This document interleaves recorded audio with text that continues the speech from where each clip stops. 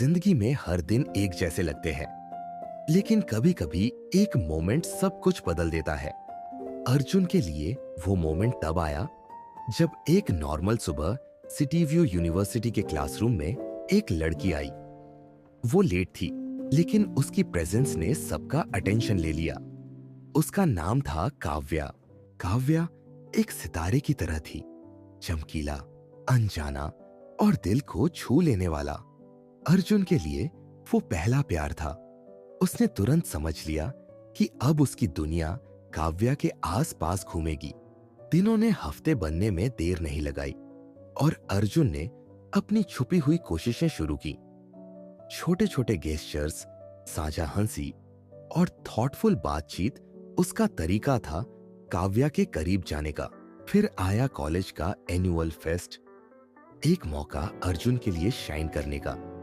Average आवाज होने के बावजूद उसने स्टेज पर परफॉर्म किया और स्टेज से उतरते ही काव्या ने अर्जुन के लिए खुशी से तालियां बजाईं। काव्या की काइंडनेस से इंस्पायर्ड होकर अर्जुन ने अपने दिल की बात बोलने का डिसीजन ले लिया। काव्या के बर्थडे पर उसने एक मैजिकल सेटअप बनाया। फेरी लाइट्स, गुलाब, सब कुछ परफेक्ट लग रहा था। अर्जुन ने कहा, काव्या, मैं तुमसे प्यार करता हूँ। लेकिन उसका जवाब अर्जुन की दुनिया को तोड़ गया। तुम एक अमेजिंग इंसान हो अर्जुन, लेकिन मैं तुम्हें उस नजर से नहीं देख सकती। I am sorry. काव्या के ये शब्द अर्जुन के मन में गूंजते रहे। जिंदगी अर्जुन के लिए नहीं रुकी। उसने मूव ऑन करने की कोशिश की, लेकिन काव्या की यादें हर जगह थी।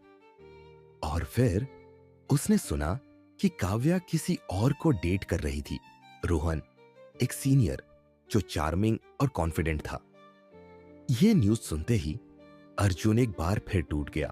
कुछ महीने बाद अर्जुन ने एक पोस्ट देखा, काव्या और रोहन की एक फोटो जिसमें लिखा था, फॉरएवर स्टार्ट्स हियर। ये एक फाइनल ब्लो था। वो छोटी सी होप जो अर्जुन के दिल में थी, अब खत्म हो चुकी थी।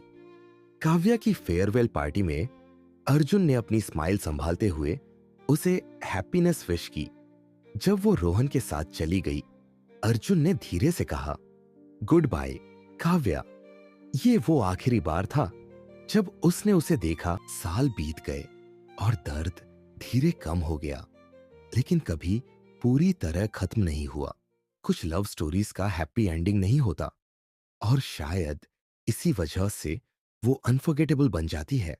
काव्या एक याद बन गई, एक सपना जो अर्जुन कभी पूरा नहीं कर सका।